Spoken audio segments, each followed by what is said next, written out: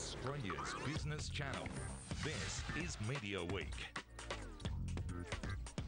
Hello, welcome to the program. Ahead, News Limited CEO Kim Williams' renewed warning against more media regulation as the industry awaits the government's response to those key inquiries. Nine reveals its 2013 lineup. Will it be good enough to cut Seven's ad share?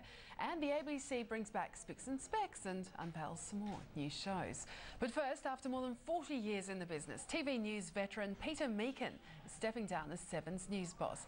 He'll be replaced by Seven Brisbane News Director Rob Raschke as Director of News and by Seven Queensland's Managing Director Neil Mooney as Director of Public Affairs. Let's get all the details with our co-host James Manning, the editor and publisher of Mediaweek. James, Kerry Stokes called Peter Meakin a legend. He is really an icon in the industry, isn't he? Yeah, absolutely. And a lot of people, he's helped a lot of people over the years, you know, within their careers, been a mentor to a lot of people in his years at Nine, and his sort of controversial move to Seven just over a decade ago. And it was that change which sort of, you know, gave him an even higher profile. So he really helped turn around their news and current affairs offerings. He was one of three people. Of course, David Leckie was another one, and John Stevens was a programmer at Nine who also went over. I can't remember who went first out of that sort of trio, but they really helped bring back Seven as a big force after Nine sort of dominated that free-to-air space for a long time. Yeah, and I guess just looking at what he's going to be doing now, he'll still be an advisor to Seven? Yeah, staying on as a consultancy role. I guess it's part of a thing that'll stop him from going elsewhere, I guess, which is part of the deal maybe David Leckie had when he stood down as chief executive and Tim Warner took over, you know, and their insights will be invaluable as well for ongoing, but in particular it will stop, you know, 10 or particularly 10, I guess, picking them up. And just looking at those replacements, the new national positions there for Rob Raschke and also for Neil Mooney, what can we expect from that? Yeah, Rob Raschke, yeah, he went to China with us earlier this year as part of our China trip. We actually interviewed him over there, spent a bit of time with him. He's been running Seven Queensland quite successful, their news bulletin up there. He's been touted as sort of, you know, taking over the national role for quite a while, but it's finally happened. He's got a varied background. In his early days, he worked at Sky News. He was a journalist at The Australian. He's worked for the ABC as a foreign correspondent, so really good rounding in all sorts of media. News Melbourne will be one target because they're doing really badly in Melbourne. Nine News is competitive in Brisbane and Sydney. They'll probably want to get Seven News is competitive in Sydney and Brisbane. They'll want to get to a leadership position there, I guess. Something which Nine has been successfully doing. They've got a similar news set across all three markets, and Seven will be wanting to get sort of the traction there that they're lacking at the moment as a network offering, at least along that east coast. What does it mean for the other, I guess, possible contenders for the jobs? Yeah, Mark Llewellyn would have been, you know, thought of because he held that position at Nine before, but he's doing very well with Sunday Night, and he's probably thought, look, I've been there before. He's in a great role, and Seven would have thought, look, let's not mess with that. Let's leave him. Keep doing that. Adam Boland might have been a contender as well. His future's still under a bit of a cloud. We're not sure what he's going to be doing. We long thought he might be going to Channel 10. Craig McPherson used to look after Today Tonight.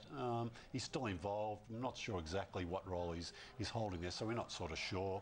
Neil Mooney moving into that Today Tonight role, of course, and still looking after Seven Queensland, which he's been doing a fantastic job. You know, the highest rating TV stations in Australia, those Seven regionals up in Queensland. And of course, we've been seeing all the commercial free-to-airs doing cost cutting, well, no more so than 10, but Seven, interestingly, going out and recruiting new staff. Yeah, they've been running ads for reporters, researchers, producers. Seven have probably got the biggest news operation in Australia, so they're always out there looking for new staff. We think it's just for seeing who's out there, not as for any new programs they're thinking of launching. But they've got those 5 national news bulletins in each metro market, and there's 6 separate news bulletins within that Queensland regional operation. So they've got a lot of news people on the payroll. All right, well, 2Seven's key rival Nine, and it this week unveiled its 2013 program lineup. After a strong year, many are wondering if this is going to help the broadcaster further cut Seven's ad share. Well, for more on this, let's return to James, who was at the launch this week. And interestingly, of course, all this coming after Nine Entertainment sorted out that debt burden and changed ownership. Yeah. Absolutely, and sold off the magazines, Bauer Media, you know, but they've still got very much a broad network offering there. And one of the people we spoke to was Jeff Brown. Yeah, let's have a listen to that interview. Yes, James, we've been building for this for some time. We had some off-field activity this year, but that did not distract us from building our slate for next year and building on the success of what we've been able to debut or to return this year in terms of the block, Celebrity Apprentice. Big Brother was a big hit for us. We're very pleased with that. House Husbands, you know, we really cracked it with a drama there that resonated with the family audience. We're able to bring those back next year and add some sizzle to that with some new shows. You know, Squizzy, the continuing Underbelly franchise, the Packer Murdoch story, which I think will be fascinating for a lot of Australians, for generations of Australians. So we've got the fullest slate next year that I've seen in my 7 years at Nine. Mate, a lot of those big cheques no doubt pass across your desk before they get all the necessary signatures on them. You won't be signing one for the Olympics next year. Does that give you a bit more flexibility in what you can, in terms of other programming? I wouldn't say I won't be signing one for the Olympics next year. Never say never to any of those things. You're still in that game at the moment? Well, I think I'm on record as saying that it needs to be a commercial proposition for a network, and you need to be able to monetise that. And one of the difficulties we had this year was that there's such a large amount of content. It's very difficult to handle it on one channel, so we have to work out how we can do that a little bit differently. So we're having a think about that and talking to some few people about that. But we will spend our money on product that gives us a return, that's entertaining for our viewers and appealing to advertisers. So don't write the Olympics out of that. Yeah, what I was getting at too, I guess, was do you factor in the Olympics across the whole 4 years, the cost, or does it really sort of take a big lump out of the year that it's in? Well, it does, but the thing about the Olympic Games, you actually pay for them well before you actually screen it, so you need to spread it over 4 years. The Winter Olympics in Sochi, I think we did a very good job in presenting the Winter Olympics from Vancouver. I think we introduced Winter Olympics to our Australian audience. I think there's a lot more interest in that now. But it also has a big halo effect, the Olympics. It's a big beacon, even though it's some time out, and it actually gives people a lot of confidence. It allows people to build around that end result. So it is quite important in a schedule, as is NRL, and renewing that this year for 5 years is one of our big milestones, I think, this year. And yeah, the strength of NRL as a television sport, I think, is unrivaled anywhere in the world. And another deal you'll be working on, I guess, is the cricket too. You've got a good handle on it at the moment.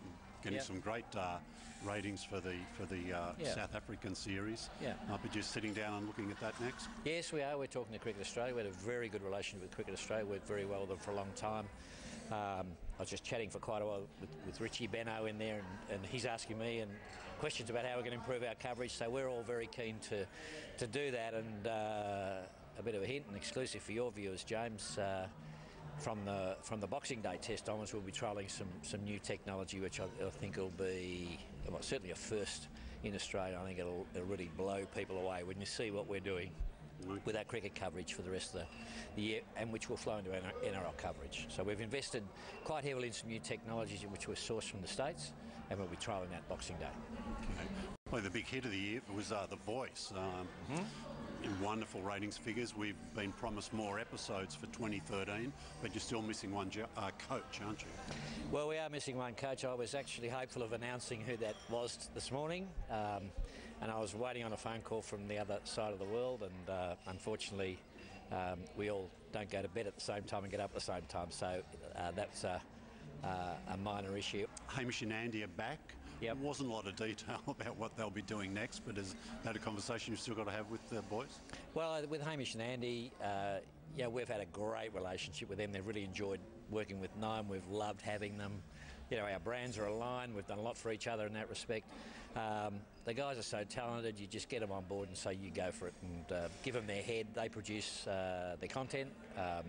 They've got a team with them, a small team at Radio Karate, and we've got every confidence in them, and we don't direct them. You know, we work with them, we listen to their ideas, give them their head, let them have fun, and the audience have fun watching that. You've been missing from that sort of food television space for a little while.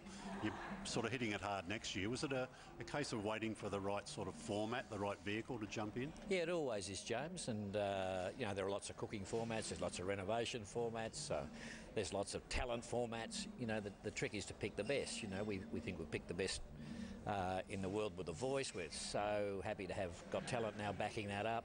The block's as good as any show in that genre. Bake Off has been a huge hit overseas, and it's very down to earth, very practical, and the taste is a little bit voice-ish in the sense that it's all about the taste, not about the presentation. And Nigella Lawson, I think, got a big following here in Australia, so she'll generate a lot of interest in that show. But we're very happy to have those in the schedule to balance all the genres, renovation, talent, and cooking. And it's funny in television, James, as much as things change, nothing much changes, and those are the things that the audience like to watch. So we've been looking around for some cooking additions, and we're very happy to have Bake Off on The Voice. TV networks are often sort of a bit shy of making, forecasts about ratings and all that, but you sort of must have a lot of confidence in your 2013, because you're up there saying, look, we'll be guaranteeing advertisers a 5% ratings rise in their key demos. Was that something the stations talked about for a long time? Yeah, it is, and it's all right to walk into ad agencies and ask for a rate increase, but you've got to be able to deliver as well. We've got to back ourselves. So we believe the strength of our slate next year certainly justifies at least that, and we're prepared to put our money where our mouth is on that. And I think that's a good thing. That inspires confidence in our advertisers. The people who want to get on board with us, they know that we've got confidence in what we're doing, and we will deliver. Yeah, really interesting, and particularly on that promise of the 5% rise in key demos in ratings. We'll have some more on that a little later in the program. James, you've interviewed a media buyer on that. Media buyer and get their opinion. We'll have that a bit later in the show. All right, let's just turn to the ratings for week 47 now for the free-to-air first, and there's the X Factor final for you, dominating the top 10. Hamish and Andy also, of course, doing well there, and again, turning the page, those Sunday night current affairs shows. Yeah, most of those programs screened on Sunday night, of course, except the X Factor, but it's still a big night to get big audiences. And looking at subscription TV, the top 10 for week 47, Grand Designs Australia, big hit as always for lifestyle. Golf in there too, and the AFL draft for Fox Footy. Yeah, it's specialist programming even out of the footy season. That channel's doing pretty well. And a movie, Horrible Bosses, featuring elsewhere in the top 10. All right, let's just stay in the TV sector, because the ABC's come out and announced that Spicks and Specs is coming back, and also some other new shows as well. Yeah, big announcement late in the week from them. No announcement about, looks like there'll be a new team on Spicks and Specs. A lot of people already moaning about, they want the old people back, but get over it, people. There might be some newcomers. Chris Lilly will be back with a new series. Again, no details yet of what's happening there. I think they want to keep that close to their chest and announce it a little bit close to when that airs, get a whole new lot of publicity. Some major drama investment from them. Some things that look really good. Time of Our Lives got an amazing cast. Claudia Carvin, Justine Clark's in that, Shane Jacobson, William McInnes and Stephen Curry. I think that'll do big numbers for them, depending a little bit where they program. But if that's on a Sunday night, that'll cause the commercial channels perhaps a bit of grief with that cast. Craig McLachlan coming up in a new series too. So yeah, pretty interesting stuff. Yeah, okay. And just turning to subscription TV, because there's new shows coming up there as well. For Foxtel, The Devil's Playground. Another commission from Matchbox Pictures. They're very hot at the moment. We had Penny Chapman on a couple of weeks ago in Canberra talking about what they're doing well, and also they got another commission from Seven this week, Formal Wars, a sort of reality program. So Matchbox Pictures really working right across the market. And Deborah Hutton is fronting a new Foxtel movie show. Yeah, simply called the Foxtel Movie Show. Andrew Mercado will be cropping up as a reporter on that, so that'll be a great double. She was, used too little by, she, used to host programs for Channel 9, got big numbers. She's been on Foxtel for the last couple of years, so I think the audience still loves her, so they'll come back to that one, I'm sure. Fantastic. And of course, we're going to be at the MCN upfront, or home front, next week on the program, so we'll have full details. Maybe a few more details about some of the shows coming up on our subscription platform. For 2013, yeah, absolutely. James, a lot more to ask you about. We're just going to take a very quick break here on Media Week. After that, we're going to be looking at the News Limited CEO, what he's had to be saying about how we should be more optimistic.